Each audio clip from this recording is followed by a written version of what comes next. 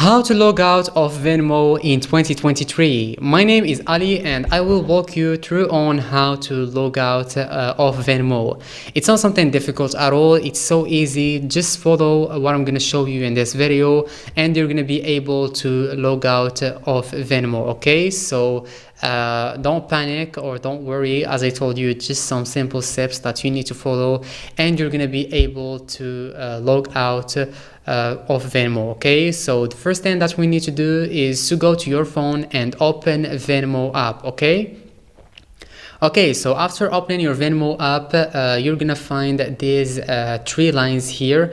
Okay, so you just need to click on these three lines, and after you're gonna find settings. Just click on settings.